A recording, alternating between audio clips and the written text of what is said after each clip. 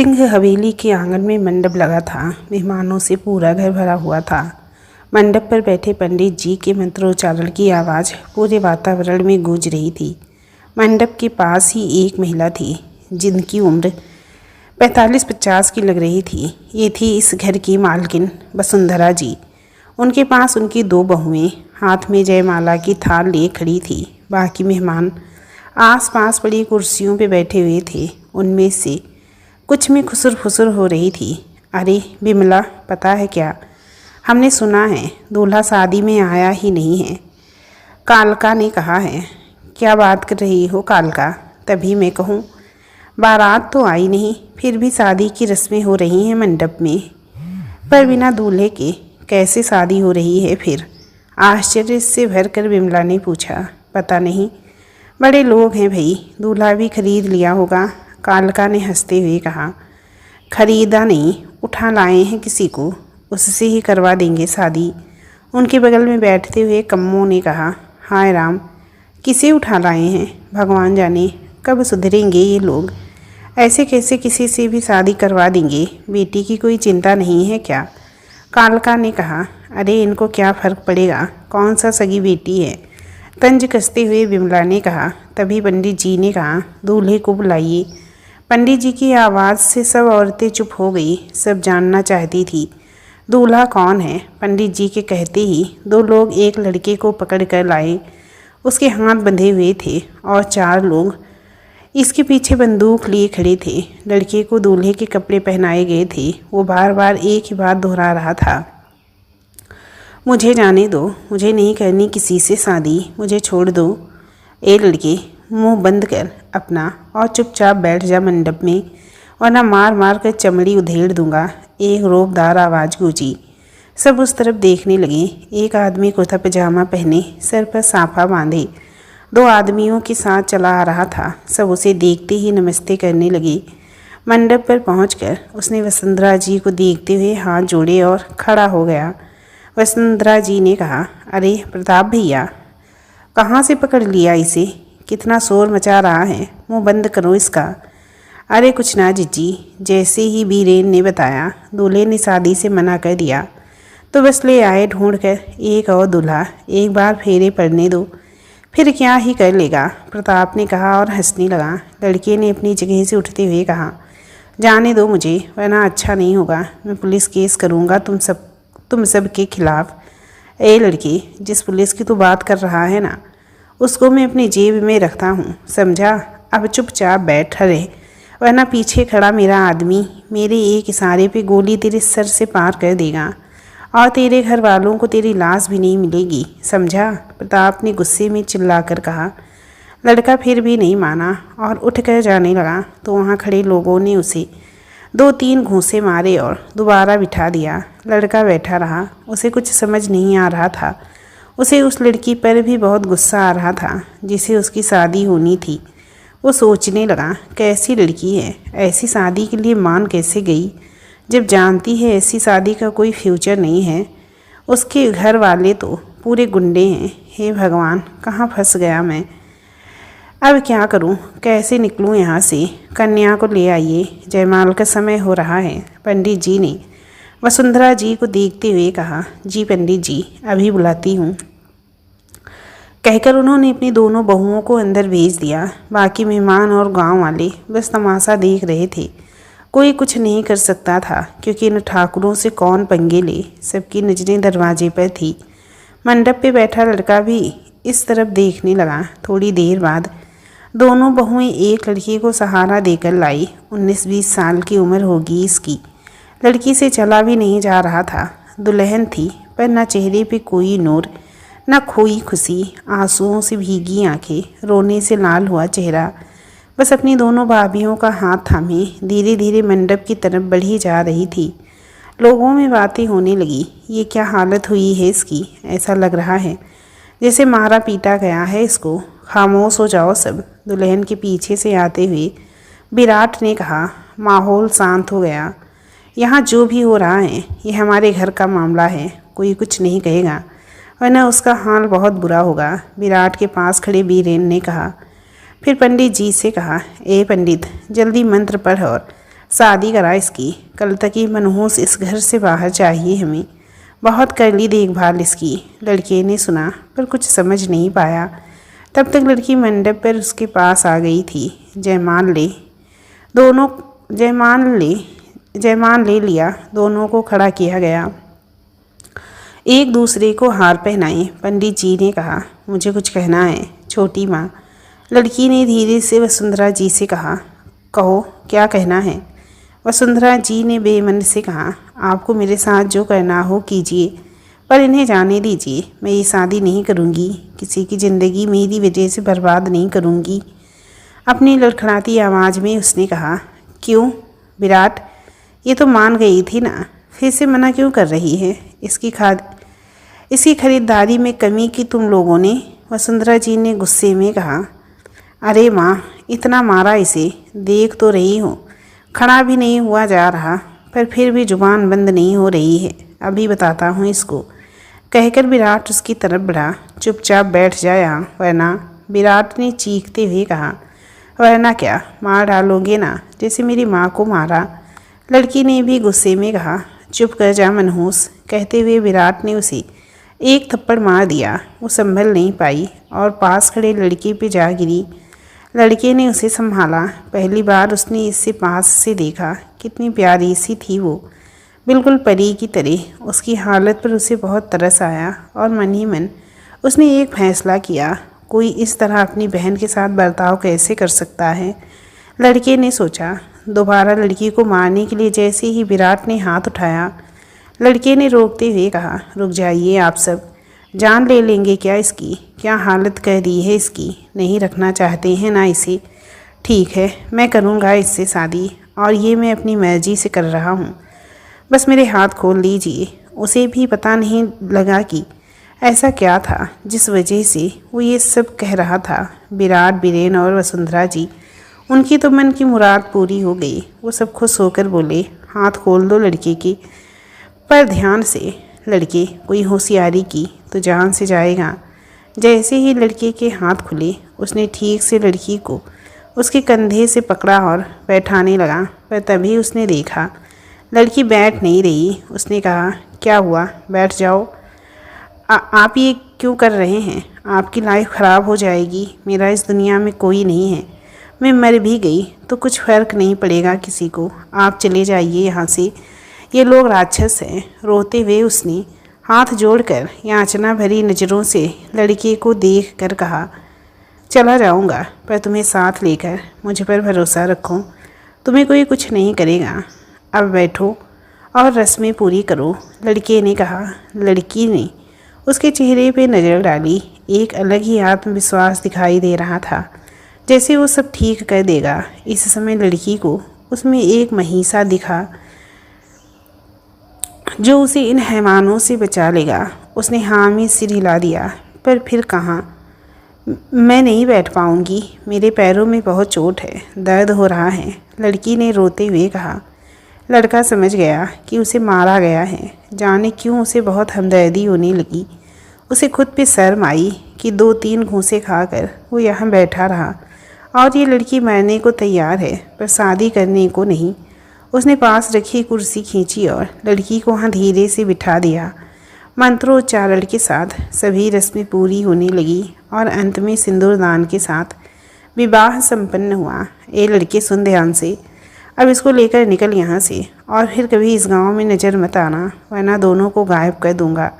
अपनी उंगली उसकी तरफ दिखाते हुए प्रताप ने कहा, फिक्र मत कीजिए, अब ये मेरी जिम्मेदारी है। मैं इनका साथ कभी नहीं छोड़ूंगा, और इसको यहाँ आने की कभी ज़रूरत नहीं पड़ेगी। अब चलता हूँ। कहकर उसने लड़की का हाथ थामा और उसे सहारा देते हुए बाहर निकलने लगा। रुकिए, लड़के का हाथ थामे लड़की ने कहा। क्या बात है, तुम्हें कुछ कहना है, लड़के ने उससे पूछा। लड़की ने उसकी बात सुनकर वसुंधरा जी की तरफ देखते हुए कहा, छोटी माँ, मुझे अपना कुछ सामान लेना है। बीरेन ने आगे बढ़कर कहा, इस घर से एक फूटी कौड़ी भी नहीं मिलेगी तुझे। शुक्र कर शादी कर भेज रहे हैं तुझे, वरना पड़ी रहती कहीं किसी सड़क पर। चल अब निकल, मुझे इस घर से कुछ नहीं चाहिए। बीरेन भैया, बस मेरी माँ पापा की कुछ यादें हैं, वही लेकर जाना चाहती हूँ। लड़की ने नम आँखों से बीरेन को देखकर कहा। बीरेन, ले जाने दो, जो भी उसे लेना है। वैसे भी हमारा काम तो हो गया ना, अब वो ऐसे भी कुछ नहीं कर सकती। जाओ, तुम्हें जो लेना है ले जाओ। वसुंधरा जी ने कहा। सुनिए जी। विराट के पास खड़ी उसकी पत्नी ने धीरे से उससे कहा। क्या बात है, बोलो। विराट ने उसकी तरफ देखकर कहा। वो मैं कह रही थी, ननंद जी के कमरे में बड़ी माँ के भारी जड़ाऊ गहने भी रखे हैं। उन्होंने पहनने से मना कर दिया था, इसीलिए छोटी माँ के लिए हल्के गहने उनको पहनाए थे। अब वो भी तो उनकी माँ की निशानी है। अगर उन्होंने वो सब भी साथ ले लिया तो? विराट की पत्नी ने उसके कान भरते हुए कहा। विराट ने सुना तो उसको घूरते हुए कहा। अकल घास चरने गई थी क्या तुम्हारी? जब उसने मना कर दिया था तो फिर वो सब कमरे से हटा लेना चाहिए था ना। एक काम सही से नहीं होता तुमसे। फिर कहा, अब उसके साथ जाओ और किसी बहाने से वो गहने छिपा देना, समझी? विराट की बात सुनकर उसकी पत्नी लड़की के पास आई और लड़के से कहा। मेहमान जी, आप यहीं रुकिए, इसे मैं ले जाती हूँ। नहीं भाभी, मैं भी साथ चलूँगा, लड़के ने कहा। फिर लड़की को सहारा देकर उसके कमरे की ओर बढ़ गए। उनकी दोनों भाभियाँ भी पीछे पीछे चली आई। कमरे में आकर लड़की ने एक बैग पैक किया, टेबल पर रखी अपनी माँ पापा की तस्वीर को हाथ में लिया और कहा, अब चलते हैं। वहाँ बिस्तर पर रखे गहने को उसने देखा तक नहीं। लड़के ने देखा तो पूछा, और कुछ नहीं लेना तुम्हें? नहीं, अपना सामान रख लिया हमने, लड़की ने कहा। लड़के ने उसे सहारा दिया। दोनों कमरे से बाहर निकल आए। बाहर वसुंधरा जी खड़ी थी।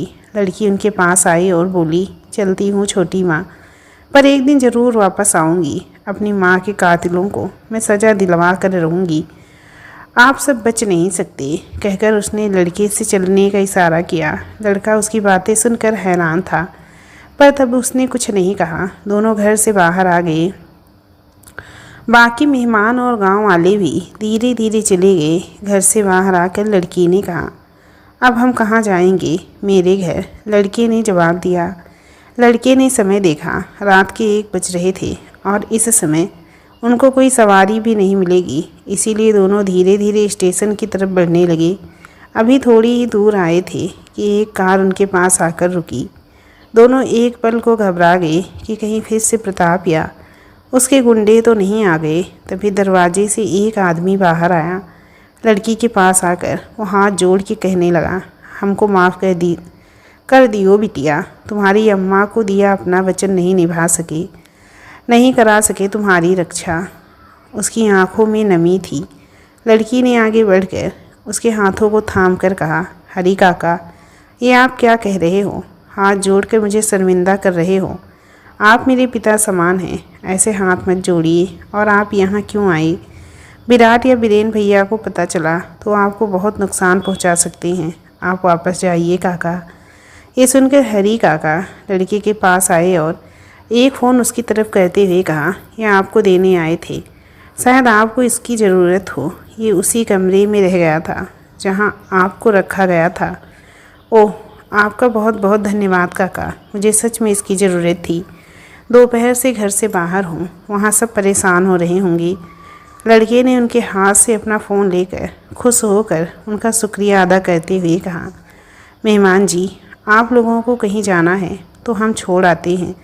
इस समय कोई सवारी नहीं मिलेगी बिटिया, हरी काका अपनी आँखें पोंछते हुए कहे। लड़के ने सुना तो खुश होकर बोला, आपका बहुत बहुत धन्यवाद काका, वैसे भी ये चल नहीं पा रही थी, आप हमें स्टेशन तक छोड़ दीजिए। जी अच्छा, कहकर हरी ने वापस आकर कार का दरवाज़ा खोल दिया। बिटिया आओ बैठो, ये बैग मुझे दे दो। मेहमान जी, आप बिटिया को अंदर बैठाइए। हरी ने लड़के के कंधे पे टंगे बैग को अपने हाथों में लेते हुए कहा। लड़के ने बैग काका को दिया, फिर लड़की को संभालते हुए कार में बिठा दिया और खुद भी उसके साथ बैठ गया। गाड़ी आगे बढ़ गई। लड़के ने अपना फ़ोन देखा, 30 मिस कॉल थे और कुछ मैसेजेस भी थे। उसने तुरंत घर पर कॉल किया, रिंग बजती रही, किसी ने नहीं उठाया। उसे लगा शायद सो गए हों। सोचकर उसने दोबारा नहीं किया। लड़की अपनी सोच में डूबी बाहर देख रही थी। इन्होंने शादी तो कर ली हमसे, पर पता नहीं क्या होगा आगे। क्या इनके घर वाले मुझे स्वीकार करेंगे? मेरी वजह से इन्हें कोई परेशानी नहीं होनी चाहिए। काश तुम होती माँ, तो ये सब कभी नहीं होता। अपनी माँ को याद करके उसकी आंखें भर आई। लड़के ने देखा तो समझ गया वो उदास है। उसका ध्यान बदलने के लिए उसने ही बात शुरू की। वैसे तुमने अपने बारे में कुछ बताया नहीं मुझे। आपने पूछा ही नहीं। लड़की ने अपने आंसू पोंछते हुए कहा। हाँ तो अब पूछ रहा हूँ ना, बताओ क्या नाम है तुम्हारा? लड़के ने उसकी तरफ देखकर कहा, मेरा नाम अनु। उसने इतना ही कहा था कि लड़के का फ़ोन बजा। उसने जल्दी से फ़ोन उठाया और आंखों ही आंखों में लड़की से सॉरी का इशारा किया। फिर फ़ोन कान से लगा लिया। फ़ोन उसकी माँ का था। थोड़ी देर बात करके उसने कहा, परेशान मत हो माँ, सुबह तक घर पहुँच जाऊँगा, आकर सारी बातें बताऊँगा। अब रखता हूँ, कहकर उसने फ़ोन रख दिया। लड़की भी कार की खिड़की पे सिर टिकाए बाहर देख रही थी। गाड़ी खाली सड़क पे दौड़ी चली जा रही थी। थोड़ी देर में स्टेशन आ गया। काका ने कार रोकी और कहा, मेहमान जी स्टेशन आ गया। लड़के ने सुना तो गाड़ी से उतरने लगा। उसने देखा लड़की सो चुकी थी तो उसने आवाज़ दी, अनु अनु उठो, स्टेशन आ गया है। लड़की नींद में ही हड़बड़ाई, सोने दो ना माँ, अभी सुबह नहीं हुई। अरे अनु उठो। इस बार लड़की ने उसके कंधे पे हाथ रखा और जगाया तो वो हड़बड़ा गई। डरो नहीं, मैं हूँ, लड़के ने कहा। अनु? किसको कहा आपने? उसने हैरानी से पूछा, क्योंकि उसका नाम अनुराधा था और उसकी माँ उसे प्यार से अनु बुलाती थी। तुम्हें कहा, यही नाम बताया था ना तुमने। अब चलो देर हो रही है, लड़के ने कहा। फ़ोन आने की वजह से लड़के ने उसका पूरा नाम नहीं सुना और समझा अनु ही उसका नाम है। फिर काका की तरफ देखकर कहा, काका आप अनु के साथ आइए, तब तक मैं ट्रेन का पता करता हूँ, कहकर वो अंदर चला गया। अनुराधा ने भी कुछ नहीं कहा। जाने क्यों उसे उसका अनु बुलाया जाना अच्छा लगा। वो भी उसके पीछे पीछे चली गई। काका ने देखा तो वो भी उसका बैग हाथ में लिए हुए उसके पीछे आ गए। दोनों अंदर प्लेटफॉर्म पर एक बेंच पर आ बैठे। रात का समय था, इसीलिए इक्का दुक्का लोग ही थे। थोड़ी देर बाद लड़का वहाँ आया। उसने अनुराधा के बगल में बैठते हुए कहा, अनु अभी आधे घंटे बाद एक ट्रेन है, इसके बाद सीधे कल 10 बजे हमें इसी से जाना होगा। हम सुबह तक घर पहुँच जाएंगे। अनुराधा ने उसकी तरफ देखकर कहा, आपको सच में लगता है आप मुझे अपने साथ ले जाकर सही कर रहे हैं? आपके घर पर सब नाराज़ होंगे आपसे। आप चाहें तो वापस चले जाइए। काका मुझे मेरी किसी दोस्त के घर छोड़ देंगे। मैं नहीं चाहती मेरी वजह से आपको तकलीफ़ हो। ऐसा कुछ नहीं होगा, तुम ज़्यादा मत सोचो, मैं सब संभाल लूँगा। मैंने जिम्मेदारी ली है तुम्हारी, ऐसे कैसे तुम्हें छोड़ सकता हूँ। बस एक बार घर पर सबसे बात कर लूँ, फिर आगे की सोचेंगे, लड़के ने कहा। उसने कह तो दिया, पर कहीं ना कहीं उसे भी डर था कि घर पर क्या होगा, पर उसने ये जाहिर नहीं होने दिया। थोड़ी देर बाद ट्रेन की आवाज़ से दोनों की तंद्रा टूटी। दोनों उठे और अपनी सीट की तरफ बढ़ गए। हरी काका भी इनका बैग थामे अंदर आ गए। दोनों को उनकी जगह बिठाकर काका वापस उतर आए। फिर बाहर से उनकी खिड़की के पास आकर लड़के से बोले, मेहमान जी बिटिया का ख्याल रखना, अब आप ही उसके सब कुछ हो। बहुत समझदार है वो और दिल की बहुत अच्छी। आपकी कोई बात कभी नहीं टालेगी, हमेशा आपकी खुशी को खुद से आगे रखेगी। बस उसका साथ नहीं छोड़ना, इस समय उसको आपकी बहुत ज़रूरत है। और क्या कहें, हम तो नौकर हैं, आपसे विनती ही कर सकते हैं। हाथ जोड़ते हुए उन्होंने कहा, अरे ऐसा क्यों कह रहे हैं आप काका, आप मेरे पिता समान हैं और आप फिक्र मत कीजिए, मैं इसका हमेशा साथ दूंगा। लड़के ने उनके दोनों हाथों को थाम कर कहा। अनुराधा को रोना आ गया। शादी कैसी भी हुई हो, पर वो अपना शहर हमेशा के लिए छोड़ कर जा रही थी। कितनी यादें थीं यहाँ उसकी, अपनी माँ के साथ सब छूटता जा रहा था। उसने घुटनों को मोड़ के सर उसमें टिका लिया और दूसरी तरफ देखने लगी। काका वापस चले गए। गाड़ी भी चल पड़ी। दोनों खामोश बैठे अपनी अपनी सोच में गुम थे। सुबह 6 बजे। अरे आ रही हूँ, अब क्या दरवाज़ा तोड़ दोगे, बड़बड़ाते हुए सुलोचना जी दरवाजे की तरफ आई। जैसे ही दरवाज़ा खोला, हैरानी से उनकी आंखें बड़ी हो गई और सामने खड़े लड़के को देखकर उनके मुंह से निकला अभिज्ञान। सामने खड़े लड़के को देखकर सुलोचना जी ने कहा, अभिज्ञान, ये सब क्या है बेटा? तुम ऐसे कैसे? अभिज्ञान, ये सब क्या है बेटा? तुम ऐसे? और ये लड़की कौन है? उसको दूल्हे के कपड़े में देखकर उन्होंने पूछा। सब बताता हूँ माँ, पहले अंदर आ जाऊँ, कहते हुए अभिज्ञान अंदर चला आया। अनुराधा भी उसके पीछे चली आई। सुलोचना जी ने एक बार बाहर झांक कर आसपास देखा, फिर दरवाज़ा बंद करके अंदर आ गई। तब तक बाकी घर वाले भी आवाज़ सुनकर बाहर हॉल में आ गए थे। सभी अनुराधा और अभिज्ञान को देखकर हैरान थे। ये सब क्या है अभिज्ञान? कौन है ये लड़की? क्या तुमने इससे शादी कर ली है? नाराज़ होते हुए सुलोचना जी ने कहा। हाँ माँ, हमारी शादी हुई है। मैं आप सबको सारी बात बताता हूँ, आप बैठिए पहले, सुलोचना जी को सोफे पर बिठाते हुए अभिज्ञान ने कहा। फिर उसने अपने अपहरण से लेकर शादी तक की सारी बातें उनको बता दी। उसकी बातें सुनकर उसके पापा शैलेंद्र जी ने कहा, ये तो ज़बरदस्ती है। ऐसे कैसे किसी को अगवा करके शादी करा सकते हैं वो लोग? हम चुप नहीं बैठेंगे, पुलिस केस दर्ज करेंगे। सुलोचना जी ने भी अपनी सहमति जताते हुए कहा, मैं इस लड़की को कभी अपनी बहू स्वीकार नहीं करूंगी।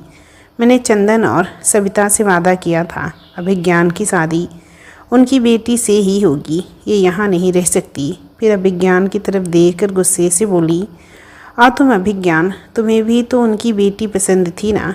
फिर तुम इसे कैसे अपनी पत्नी का दर्जे दे सकते हो? इसे अभी के भी यहाँ से चलता करो। मैं इसको इस घर में एक मिनट भी नहीं रखना चाहती। उनकी बातें सुनकर अनुराधा की आंखों में आंसू बह आए, पर उसने कुछ नहीं कहा, वैसे ही खड़ी रही। उसको किसी ने बैठने को भी नहीं कहा था अब तक। अभिज्ञान ने अपनी माँ की बात सुनी तो कहने लगा, इसकी शादी ज़बरदस्ती हो जरूर रही थी, पर मैंने अपनी मर्जी से की है पापा। इसकी कोई गलती नहीं है और मैंने इसकी जिम्मेदारी ली है। अब ये यहीं रहेगी। कैसी बात कर रहे हो तुम? हफ्ते भर बाद तुम्हारी बहन की शादी है। लड़के वालों को पता चलेगा तो कहीं वो रिश्ता ना तोड़ दें, इसीलिए ये यहाँ नहीं रह सकती, सुलोचना जी ने कहा।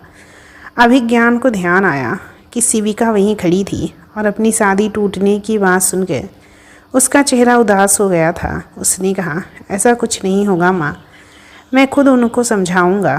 क्या समझाओगे तुम? और किस किस को समझाओगे? 2-3 दिन में घर में मेहमान आने लगेंगे इसे यहाँ देखकर। जाने कैसी कैसी बातें हों। लोगों का क्या है, कुछ भी बातें करते हैं। कहीं ये ना समझ ली कि तुमने इसके साथ कुछ गलत किया, इसीलिए इतनी जल्दबाजी में शादी कर ली। वैसे भी शादी की उम्र लगती नहीं इसकी। हम नहीं चाहते ऐसा कुछ भी हो और लोग हमारी इज्जत पर कीचड़ उछालने लगें। इसीलिए बेहतर यही है कि इसको इसके किसी रिश्तेदार के घर छोड़ आओ। मैं आज ही वकील से बात करके तुम दोनों के तलाक के कागज़ बनवा लाता हूँ।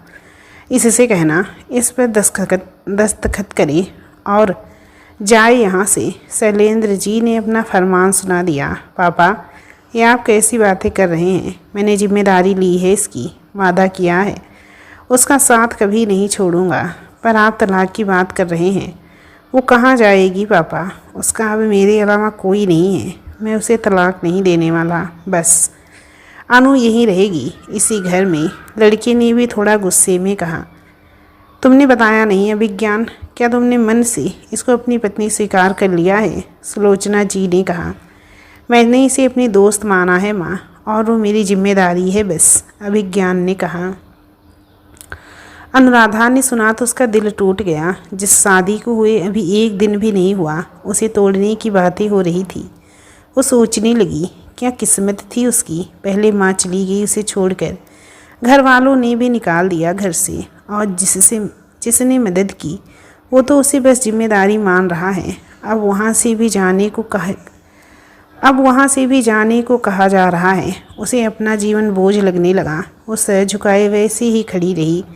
आँखों से बहते आंसू साबित कर रहे थे उसे इस वक्त कितनी तकलीफ़ हो रही थी। उसने सोचा, सही तो है, आखिर जानते कितना है हम दोनों एक दूसरे को, वो क्यों मुझे अपनी पत्नी मानेंगे। उन्होंने उस वक्त जो किया मेरी जान बचाने के लिए किया। मैं इस तरह से उनकी ज़िंदगी ख़राब नहीं कर सकती। अपना दोस्त माना मुझे, यही काफ़ी है मेरे लिए। मैं उनसे और कोई उम्मीद नहीं रखूँगी। मेरा यहाँ से चले जाना ही बेहतर होगा, वरना मेरी वजह से इनके परिवार में कलह होगी। वो कुछ कहती उससे पहले ही पापा बोल पड़े, इस कल की आई लड़की के लिए तुम अपने परिवार का मान सम्मान भुला देना चाहते हो। क्या यही तुम्हारा प्यार है? यही फर्ज है इस परिवार के लिए? अपनी बहन के बारे में भी नहीं सोच रहे हो तुम। तुम्हारी इस हरकत से उसकी शादी टूट सकती है। क्या चाहते हो तुम? क्यों हमारी नाक कटाने पर तुले हो? पापा, मैं कुछ नहीं चाहता हूँ। सीबी मेरी बहन है, मैं कभी उसका बुरा नहीं चाहूँगा। हम लड़के वालों से बात कर सकते हैं, उन्हें समझा सकते हैं ना। प्लीज़ पापा, एक बार मुझे कोशिश तो करने दीजिए। अभिज्ञान ने अपने पापा के पास आकर उनके हाथों को थाम कर कहा, सुलोचना जी और शैलेंद्र जी अनुराधा को किसी भी हाल में स्वीकार नहीं करना चाहते थे और अभिज्ञान उसे छोड़ना नहीं चाहता था। काफ़ी देर तक बहस के बाद भी दोनों नहीं माने। फिर शैलेंद्र जी ने गुस्से में कहा, अगर तुमने फैसला कर ही लिया है इसके साथ रहने का, तो तुम भी इसके साथ जा सकते हो। हम भूल जाएंगे कि हमारा कोई बेटा भी था। ये आप क्या कह रहे हैं? ये हमारा बेटा है, कहाँ जाएगा? मैं कह रही हूँ इस लड़की और इसके घर वालों ने इसे बहलाया है। आप ऐसे इसे घर से नहीं निकाल सकते, सुलोचना जी ने घबराते हुए कहा। फिर अनुराधा के पास आकर उसे कंधों से पकड़कर झकझोरते हुए कहा, कितने पैसे चाहिए तुम्हें मेरे बेटे को छोड़ने के लिए? बोलो। इसीलिए की थी ना शादी तुमने, वरना इतनी सी उम्र में शादी कौन करता है? अरे मेरा ज्ञान तो भोला है, तुम्हारे आंसुओं से पिघल गया होगा, पर मैं तुम्हारी किसी चाल को कामयाब नहीं होने दूंगी, समझी तुम?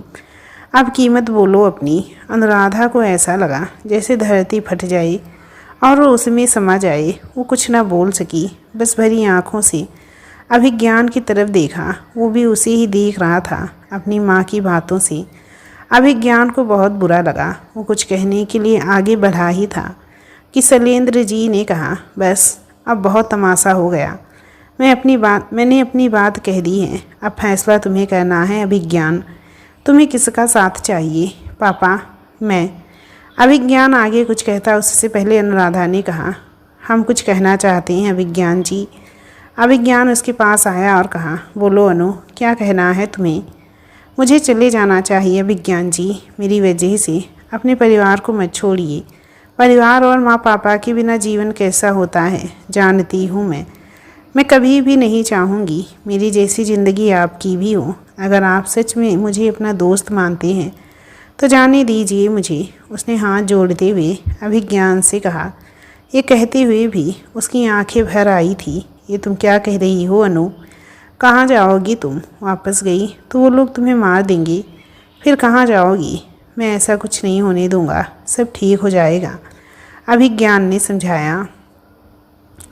मैं वापस हॉस्टल चली जाऊंगी। वैसे भी ये मेरे ग्रेजुएशन का आखिरी साल है, बस कुछ महीने और हैं, फिर कोई ना कोई नौकरी मिल जाएगी मुझे। वैसे भी बचपन से हॉस्टल में रहती आई हूँ, मुझे आदत है। घर तो सिर्फ माँ के लिए जाती थी। फिर सुलोचना जी के पैरों के पास बैठते हुए कहा, आंटी बस 10 दिन मुझे यहाँ रहने दीजिए। जैसे ही मेरा कॉलेज खुल जाएगा मैं यहाँ से चली जाऊँगी हमेशा के लिए। अंकल, आप जहाँ कहोगे, जिस पेपर पर कहोगे, मैं दस्तखत कर दूँगी। बस कॉलेज खुलने तक मुझे यहाँ रहने दीजिए प्लीज़। मैं वादा करती हूँ, मैं चली जाऊँगी। आप अभिज्ञान जी पे गुस्सा मत कीजिए। उसकी बातों से सुलोचना और शैलेंद्र जी तो खुश हो गए, पर अभिज्ञान ने सुना तो उसे गुस्सा आने लगा। अनु, तुम कैसी बातें कर रही हो? तुम मेरी जिम्मेदारी हो, मैं तुम्हें ऐसे नहीं जाने दे सकता। तुम कहीं नहीं जा सकती हो, बस जिम्मेदारी ही तो है ना अभिज्ञान जी, पत्नी तो नहीं। मैं जानती हूँ शायद ही कभी आप इस रिश्ते को दिल से स्वीकार कर पाओगी। इसी तरह से ये बोझिल रिश्ता ढोने से अच्छा है इसे यहीं ख़त्म कर दिया जाए। इससे आप भी अपनी ज़िंदगी में आगे बढ़ सकोगे। अनुराधा ने अभिज्ञान की तरफ देखकर दृढ़ता से कहा। अनुराधा की बात का अभिज्ञान के पास कोई जवाब नहीं था, सच ही था। उसने अब तक इसको बस जिम्मेदारी ही माना था, पत्नी नहीं। उसे खुद पे गुस्सा आया और वो उठकर अपने कमरे में चला गया। अभिज्ञान के जाने के बाद सुलोचना जी अनुराधा के पास आई और कहा, यहाँ रहने की इजाज़त तो मिल गई तुम्हें, पर याद रहे किसी को पता नहीं चलना चाहिए कि तुम अभिज्ञान की पत्नी हो। फिर शैलेंद्र जी की तरफ देखकर कहा, पर ये रहेगी कहाँ? स्टोर रूम में थोड़ी जगह है ना, वहीं रह लेगी। वैसे भी इसकी औकात नहीं है त्रिवेदी खानदान की बहू बनने की, इसीलिए इस घर में इसके लिए कोई जगह नहीं है। ये लड़की, अपना सामान उठाओ और सामने स्टोर रूम है, वहीं चली जाओ। शैलेंद्र ने गुस्से से उसे देखते हुए कहा, हाँ सही कहा आपने, ऐसे गुंडे मवालियों की बेटी को हम अपने घर की बहू कभी स्वीकार नहीं कर सकते। सुलोचना जी ने भी अपनी मन की बात सुना दी। अनुराधा को उनके शब्दों में अपने लिए और अपने परिवार के लिए अपमान साफ समझ आया, पर इस वक्त उसने कुछ ना बोलना ही सही समझा। फिर चुपचाप अपना सामान उठाया और स्टोर रूम की तरफ बढ़ने लगी। ठहरो, पीछे से आती एक आवाज़ से सबका ध्यान उधर गया। तुम स्टोर रूम में नहीं जाओगी? सामने आते हुए अभिज्ञान की दादी ने कहा। पर क्यों माँ, आप नहीं जानती ये कौन है और यहाँ क्यों है? सुलोचना जी ने उससे कहा, मैंने सब सुना है, मैं सब जानती हूँ। ये ज्ञान की पत्नी है और इस घर की बहू, और घर की बहू ये स्टोर रूम में नहीं रहती। उन्होंने थोड़ा गुस्से में सुलोचना जी से कहा, फिर तो आप भी जानती होंगी कि शादी किन परिस्थितियों में हुई और कैसे इन लोगों ने हमारे अभिज्ञान को फंसाया, फिर कैसे हम इसे अपनी बहू स्वीकार कर ली। इस बार शैलेंद्र जी ने अपनी माँ से कहा, मुझे सब पता है शैलेंद्र, और मुझे तुम्हारा फैसला भी पता है, पर जब तक इन दोनों का तलाक नहीं हो जाता, यही ज्ञान की पत्नी है। और इस बात को यहाँ सब समझ ली, सिर्फ एक तरफ की बात जानकर फैसला लेना सही नहीं है। हम नहीं जानते इस लड़की के साथ क्या हुआ है, इसकी क्या मजबूरी थी कि उसने शादी की, पर अगर फिर भी तुम नहीं चाहते कि ये ज्ञान के साथ रहे या किसी और को इन दोनों के रिश्ते के बारे में पता चले तो ठीक है, हम किसी से कुछ नहीं कहेंगे, पर जब तक ये यहाँ है मेरे साथ मेरे कमरे में रुकेगी, और ये मेरा आखिरी फैसला है। दादी ने अपनी बात पे जोर देकर कहा। पर माँ, आप समझ, सुलोचना जी ने कहना चाहा तो दादी ने उनको रोकते हुए कहा, मेरी बात ख़त्म हो चुकी है, अब इस घर में इस बारे में कोई बात नहीं होगी। सुलोचना जी कुछ कह नहीं पाई और गुस्से से वहाँ से चली गई। शैलेंद्र जी भी चली गई। बच गए तो बस दादी, सेविका और अनुराधा, जो दादी को कृतज्ञता से देख रही थी और सोच रही थी, किसी को तो समझ आया उसकी गलती नहीं है। उनसे तुरंत आगे बढ़कर दादी के पैर छू लिए। अरे अरे, ये क्या कर रही हो बेटा? बेटियां पैर नहीं छूती, उनको तो गले लगाया जाता है। कहते हुए दादी ने उसे अपने गले लगा लिया। अनुराधा को अपनी माँ याद आ गई, वो भी उसे ऐसे ही गले लगा लेती थी। और एक बार फिर उसकी आंखें भर आई। बस अब रो मत बेटा, चलो कमरे में चल के बात करते हैं, दादी ने उसका गाल छूकर कहा और उसका हाथ पकड़कर उसे अपने साथ अपने कमरे में ले आई। शिविका भी उनके साथ आ गई। अभिज्ञान अपने कमरे में बैठा अनुराधा की बातों को याद कर रहा था। जिम्मेदारी ही तो है ना, पत्नी तो नहीं। अनुराधा के कहे ये शब्द उसके कानों में गूंज रहे थे। आह! गुस्से में वो चिल्ला उठा। अपने कमरे में गुस्से में इधर उधर घूमते हुए वो आईने के सामने आकर खड़ा था। तभी उससे आईने में दिख रहा था उसका अक्स। कहने लगा, ये क्या कर रहे हो तुम? किस बात पर गुस्सा आ रहा है तुम्हें? अनु सही तो कहती है, वो यहाँ किस हक से रुके? तुमने उसे जिम्मेदारी ही तो माना है। अब घर वाले भी नहीं चाहते वो यहाँ रहे, और ना तुम उसके लिए कुछ कर पाए। तुम जानते थे ना, तुम्हारे माँ पापा कभी उसे स्वीकार नहीं करेंगे, फिर भी उससे शादी करके यहाँ ले आए तुम। देखो ना, बाहर कितनी इंसल्ट हो रही थी उसकी। क्या कर लिया तुमने? दोस्त कहा था ना उसको, क्या किया तुमने अपनी दोस्त के लिए? बस एक नरक से निकाल दूसरे से डाल दिया। अच्छी दोस्ती निभा रहे हो ना तुम, उसे अपनी पत्नी स्वीकार कर रहे हो और ना उसे जाने दे रहे हो। क्या चाहते हो तुम? अब वो आगे पढ़ना चाहती है, अपनी लाइफ में कुछ करना चाहती है, तो तुम उसे नहीं रोक सकते। या तो उसे अपनी लाइफ में आने दो, या उसे इस बोझ से आज़ादी दे दो। वो बोझ नहीं है, मेरी जिम्मेदारी है। समझे तुम? अभिज्ञान ने गुस्से से भरकर कहा और आईने पे एक मुक्का मार दिया, जिससे आईना तो टूट गया पर उसके हाथ पे कांच लगने से खून बह आया। उसने हाथ झटका और बाथरूम में चला गया और ज़ोर से दरवाज़ा बंद कर दिया।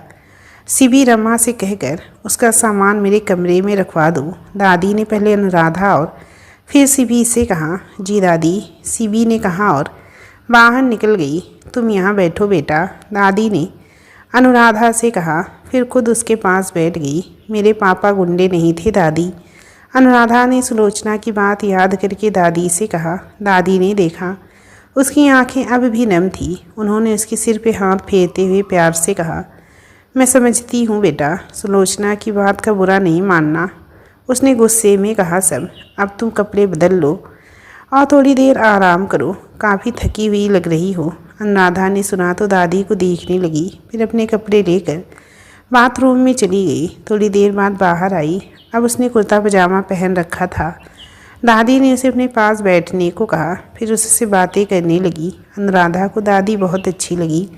जब दादी को उसकी चोटों का पता लगा तो उन्होंने माना करने के बाद भी उन पर खुद ही दवाई लगाई। दवाई लगाते हुए दादी ने उससे पूछा, ये चोट कैसे लगी तुम्हें? दादी वो अनुराधा ने कहते हुए रुक गई।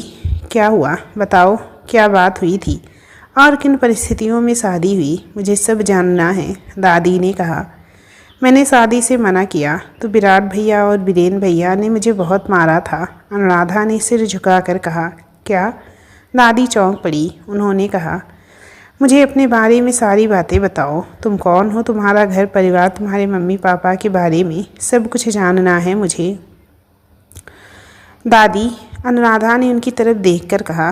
हाँ कहो बेटा, दादी ने फिर प्यार से उसके सिर पे हाथ रख कर कहा। मुझे बहुत भूख लगी है दादी।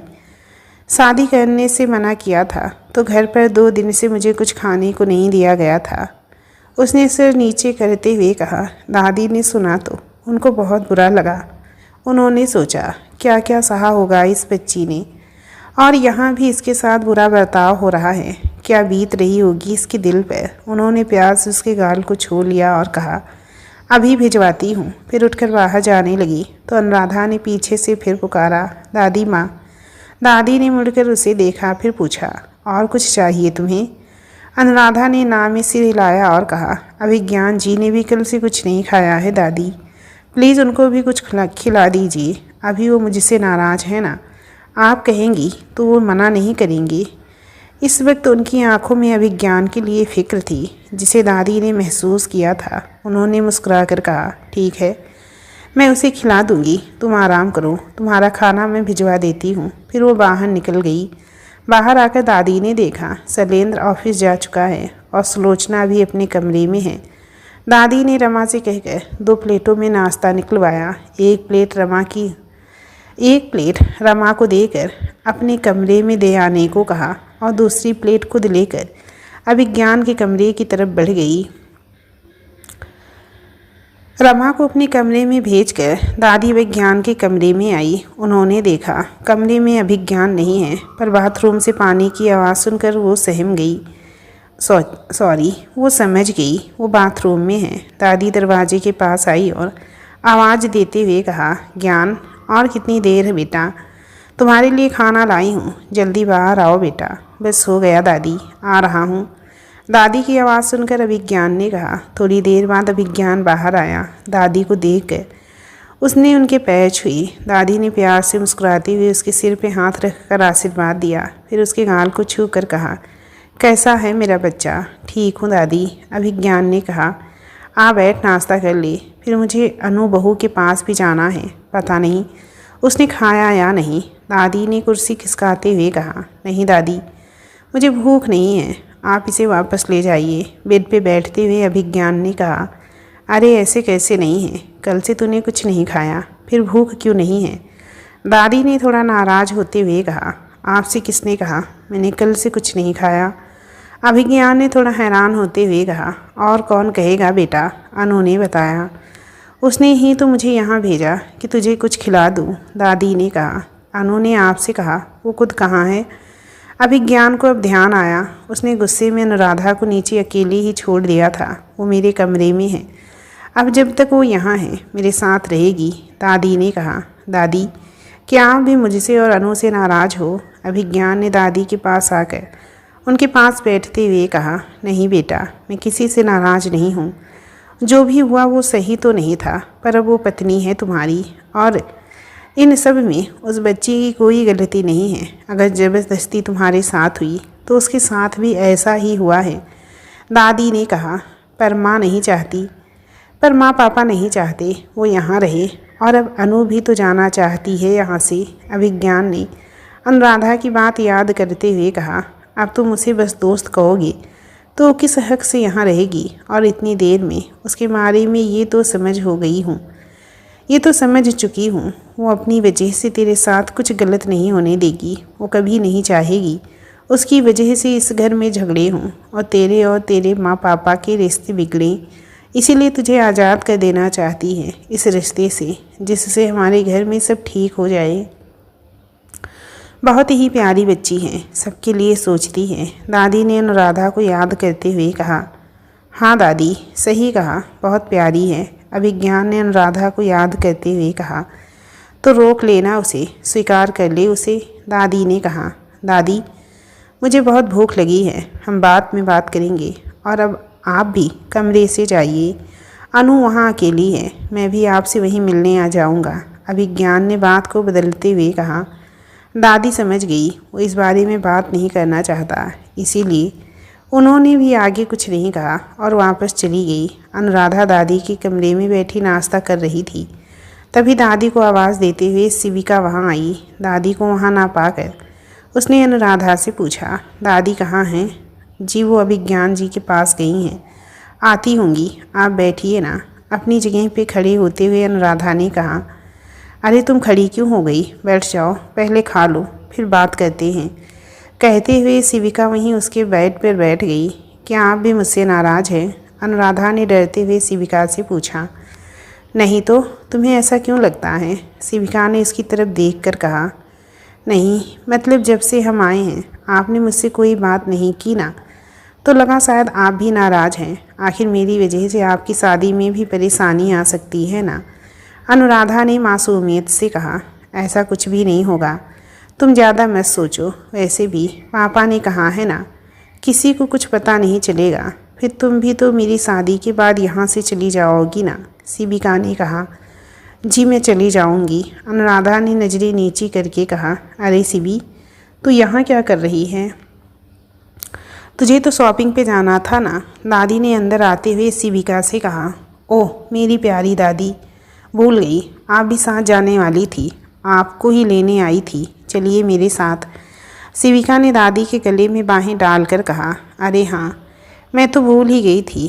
अच्छा तुम तैयार हो जाओ, मैं आती हूँ, दादी ने अपने सिर पे हाथ रखते हुए कहा। ओके, पर जल्दी आना, कहकर शिविका चली गई। उसके जाने के बाद दादी ने अनुराधा से कहा। बेटा मुझे शिविका के साथ बाहर जाना है, इसको वादा किया था मैंने तुमसे, मैं शाम में बात करूँगी, तब तक तुम भी यहाँ आराम करो, कुछ चाहिए हो तो रमा से कह देना, वो ले आएगी, अपना ध्यान रखना, मैं जल्दी आ जाऊँगी। अनुराधा ने हाँ में सिर हिला दिया। थोड़ी देर बाद दादी शिविका के साथ चली गई। अनुराधा भी काफ़ी थकी हुई थी, इसीलिए वहीं बेड पे लेट गई। थोड़ी देर में उसे नींद आ गई। अभिज्ञान दादी से मिलने उनके कमरे में आया। उसने दरवाज़ा खुला देखा तो अंदर आ गया। देखा तो दादी वहाँ नहीं थी। जैसे ही वो वापस जाने को मुड़ा, ध्यान आया अनुराधा भी यहीं होनी चाहिए। उसने उसको कमरे में इधर उधर देखा, फिर नज़र बेड पे सोती हुई अनुराधा पर गई। कितनी मासूम लग रही थी वो, एकदम छोटे बच्चे की तरह। उसको ऐसे सोया देखकर अनायास ही अभिज्ञान के चेहरे पे मुस्कान आ गई। एसी ऑन होने की वजह से कमरे में ठंड थी और वो सिकुड़ कर सो रही थी। अभिज्ञान उसके पास आया। उसने पास रखी चादर उसे उड़ा दी, लाइट बंद की और कमरे से बाहर आ गया। दीदी दीदी, रमा की आवाज़ से अनुराधा की नींद खुली। क्या हुआ, कुछ काम था? उसने उठते हुए कहा। नहीं, वो ज्ञान भैया ने खाना भिजवाया है आपके लिए, रमा ने कहा। खाना? अभी तो खाया था, फिर से क्यों? अनुराधा ने पूछा। अरे दीदी, आपने दोपहर में खाया था, अब तो 9:30 बज गए। रमा ने कहा। क्या इतनी देर हो गई? मैं इतनी देर तक सोती रही। आपने पहले क्यों नहीं जगाया? और दादी? दादी कहाँ हैं? क्या वो अब तक वापस नहीं लौटी? अनुराधा ने हड़बड़ाते हुए कहा। ज्ञान भैया ने मना किया था। उन्होंने बताया आपकी तबीयत ठीक नहीं है तो आपको ना जगाऊं। और हाँ, दादी जी वापस आ गई हैं। सब बाहर खाना खाकर अपने कमरे में जा चुके हैं, इसीलिए आपका खाना भी यहाँ भिजवा दिया। रमा ने कहा। अच्छा ठीक है, आप यहाँ रख जाइए, मैं खा लूँगी। अनुराधा ने बेड से नीचे उतरते हुए कहा। रमा खाना रख कर जाने लगी कि अनुराधा ने फिर आवाज़ दी। रमा, दीदी। जी दीदी, कुछ चाहिए आपको? रमा ने पलटकर कहा। आपने खाया? अनुराधा ने पूछा। पहली बार था जब रमा से किसी ने पूछा था कि उसने खाना खाया या नहीं। उसकी आंखें भर आई। अभी खा लूँगी दीदी, बस आपको देने आई थी, अब खा लूँगी, आप खाइए ना। उसने अपनी आंखें पोंछते हुए कहा। क्या हुआ, आप रो रही हैं? कुछ गलत कहा मैंने? अनुराधा ने रमा को रोते देखा तो घबराकर पूछने लगी। नहीं नहीं दीदी, कुछ गलत नहीं कहा आपने, बस आपने इतने प्यार से कहा कि मन भर आया। आज इतने सालों में पहली बार किसी ने खुद खाने से पहले हमसे पूछा कि हमने खाना खाया या नहीं, बस इसीलिए आंखें भर आई, वरना यहाँ तो किसी को याद भी नहीं रहता हमने खाया या नहीं।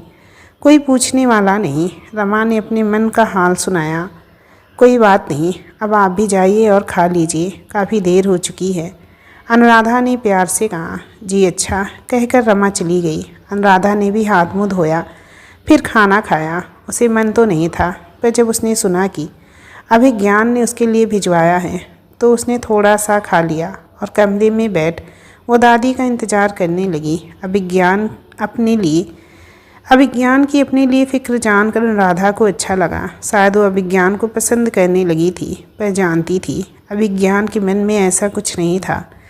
नींद ठीक से आई ना बेटा? अब तबीयत कैसी है? दादी ने कमरे में आते हुए पूछा। दादी की आवाज़ से अनुराधा की तंद्रा टूटी। उसने उनकी तरफ देखकर कहा। जी दादी, मैं ठीक हूँ। अब आप कब आई? आपने भी मुझे नहीं जगाया। अरे कैसे जगाती? ज्ञान ने सख्त हिदायत दी थी कि तुम्हें कोई डिस्टर्ब ना करे। दादी माँ ने मुस्कुराते हुए कहा। दादी की बात सुनकर अनुराधा भी अभिज्ञान के बारे में सोचकर मुस्कुरा दी। कितनी प्यारी मुस्कान है, हमेशा ऐसे ही मुस्कुराती रहना। दादी ने उसके सिर पे हाथ फेरते हुए कहा। आप बहुत अच्छी हो दादी, काश मेरी दादी भी मुझे इतना प्यार करती। कहते हुए अनुराधा उदास हो गई। तुम हो भी इतनी प्यारी, तुम्हें तो कोई भी प्यार करेगा। दादी ने उसका गाल छूकर कहा। अगर ऐसा है तो मेरे परिवार वाले क्यों पसंद नहीं करते मुझे? छोटी माँ, विराट भैया, बीरेन भैया को क्यों मुझसे ज़्यादा पैसे से प्यार है? एक परिवार होते हुए भी अनाथों सी ज़िंदगी क्यों हो गई है मेरी? मेरे साथ ही क्यों हुआ ऐसा? पहले पापा, फिर माँ, और अब उनकी यादों का वो घर भी चला गया। क्या बचा है मेरे पास सिवाय दर्द के? कहते हुए अनुराधा की आंखें एक बार फिर भर आई। वो लोग पागल हैं जो तुम्हें पसंद नहीं करते। तुम्हारी चाची और उनके बेटे बिल्कुल नहीं समझते उन्होंने क्या खोया है। जिस दिन समझेंगे तुम्हें खुद लेने आएंगे। दादी ने समझाया। वो चाची नहीं है, मेरी छोटी माँ है, मेरे पापा की दूसरी पत्नी। अनुराधा ने बिना किसी भाव के कहा। मतलब मुझे पूरी बात बताओ, तुम कौन हो और तुम्हारे पिताजी कौन हैं?